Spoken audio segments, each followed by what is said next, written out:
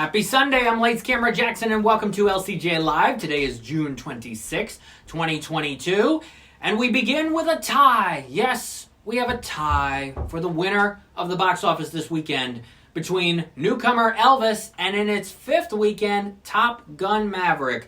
Both studios, Warner Brothers, Paramount, reporting $30.5 million for these movies this weekend. It's a good amount of money for Elvis, a good start for Elvis, and a huge fifth weekend for Top Gun Maverick, 30.5. So what's going to happen is they will be decided tomorrow. Tomorrow, the actual results for which of these two films is going to win. Now, I did some research in the last 30 minutes of finding out we had a tie this weekend.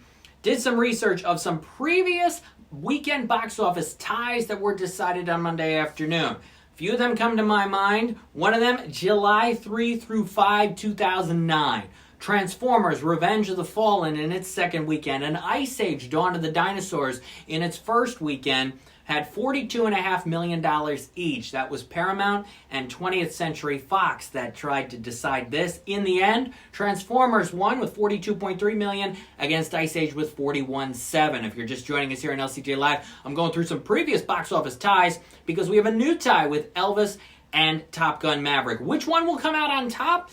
I'm thinking Top Gun's got a shot, but Warner may really want those number one movie in America ads for Elvis, so it's going to be really interesting. Another tie that came to my mind, September 21 to 23, 2012. It was almost a three-way tie for number one. End of Watch, House at the End of the Street, and Trouble with the Curve. Three brand new movies. $13 million for End of Watch and House at the End of the Street. $12.7 for Trouble with the Curve. Open Road, House at the End of the Street. Was it a Weinstein? It might have been a Weinstein film. And Trouble with the Curve was Warner Brothers. In the end, it was decided End of Watch was the number one movie, $13.2 million. House at the End of the Street, $12.3, and Trouble with the Curve, $12.2.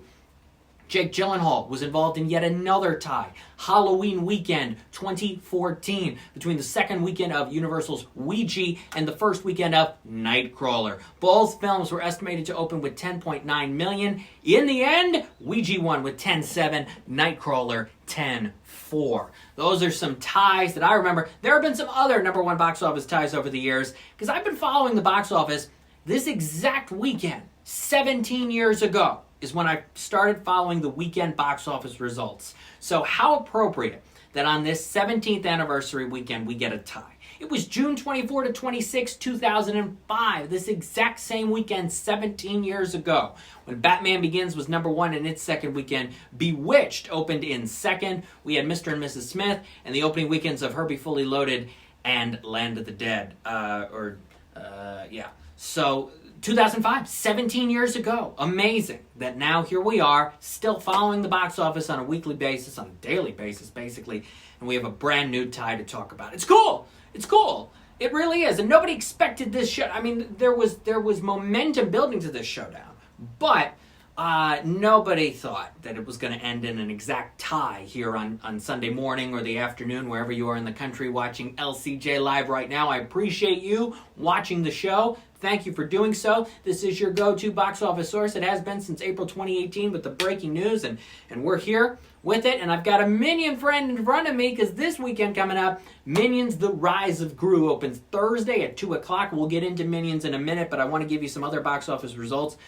Jurassic World Dominion, $26.4 million this weekend. It's at $302.8. Top Gun Maverick, by the way, domestically, $522 million. Worldwide, it has passed $1 billion. Congratulations to Tom Cruise on his first billion-dollar movie, the biggest movie in the world of 2022, Top Gun Maverick. Jurassic World at $302.8. Then we have The Black Phone coming in fourth this weekend, $23.4 million. Pretty good for a horror thriller. So we have Universal claiming the third and fourth spots this weekend, which means Disney and Lightyear came in fifth, $17.7. A big drop from the $50 million last weekend, which was not huge to begin with. It's up to $88.8. I wrote the other day, could Lightyear fall short of The Good Dinosaur, which opened to which made $124 million total for Disney and Pixar in 2015? At this point, with Minions just a few days away, could Lightyear actually go under that 124? That is a legitimate possibility, which no one saw coming. I thought Lightyear could have opened to $100 million. The momentum changed. It absolutely did. You got questions or comments, send them here to LCJ Live. This is the first weekend in 3.5 years that we've had 4 movies make over $20 million in the same weekend. That happened in November 2018. Prior to that, in a non-holiday weekend, because that was over Thanksgiving, July 2017. Those are facts coming in from Deadline.com right now. Pretty amazing when you think about it. That Thanksgiving weekend was Ralph Breaks the Internet, Creed 2, The Grinch, and Fantastic Beasts, the second one. And in 2017, we had Dunkirk, Girls Trip, Spider-Man Homecoming, and War for the Planet of the Apes, all of those over $20 million. So now we have another weekend now of 4 movies over $20 million. That's pretty good. It really is.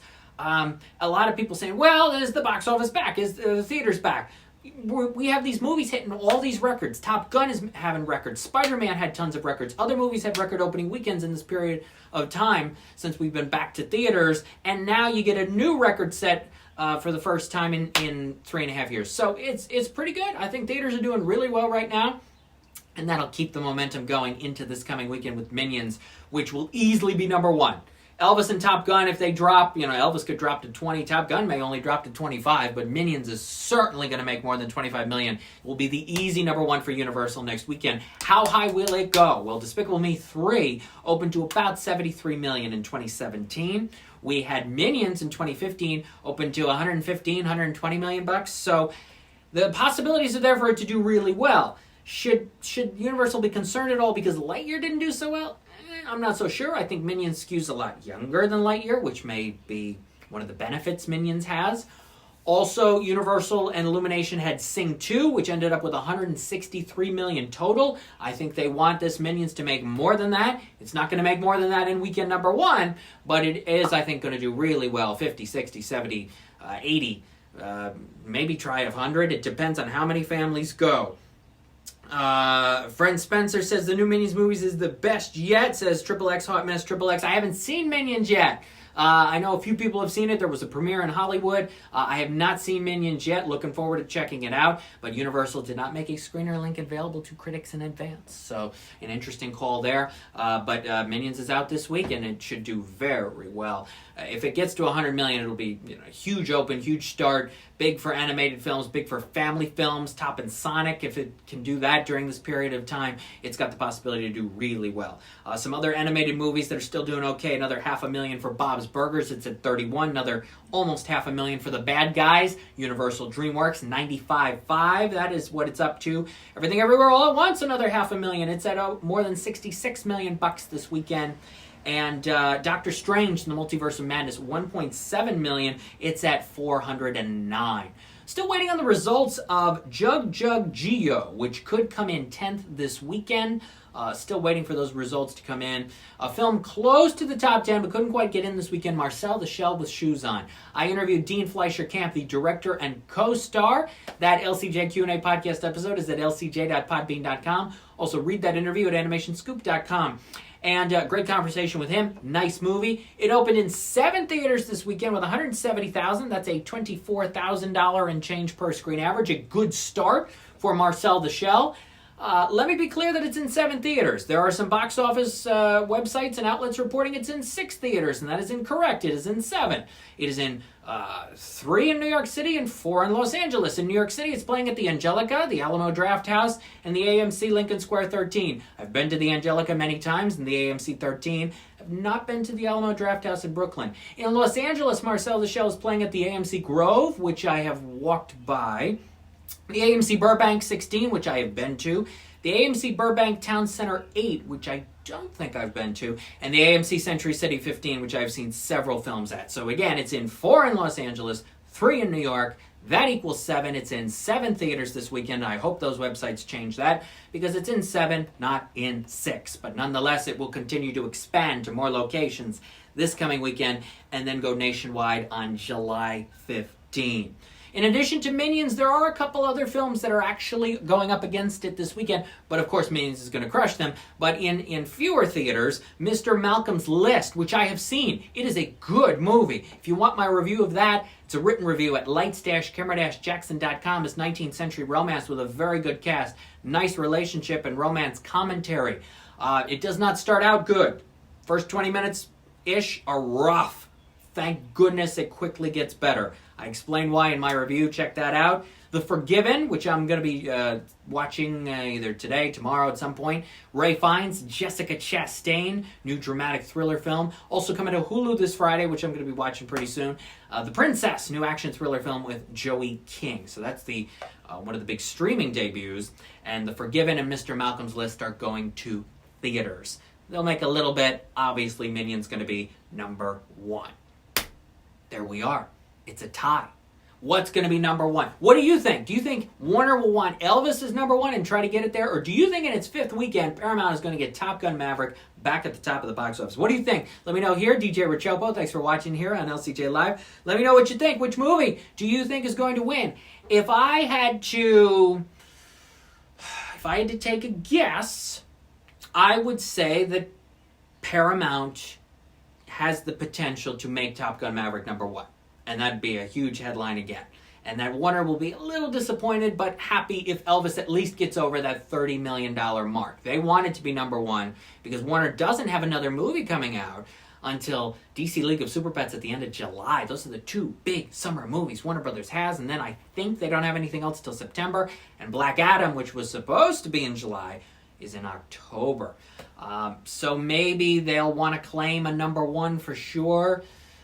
For the summer by getting Elvis number one, because who knows about DC League of Super Pets. It could open to number one, but it'll also be week 2 of the Jordan Peele movie, and it depends on how many families who went to Lightyear, who are going to go to Minions, who will also go to Paramount's Paws of Fury, which comes out in 2 weeks, will also want to go to Warner Brothers' DC League of Super Pets right away.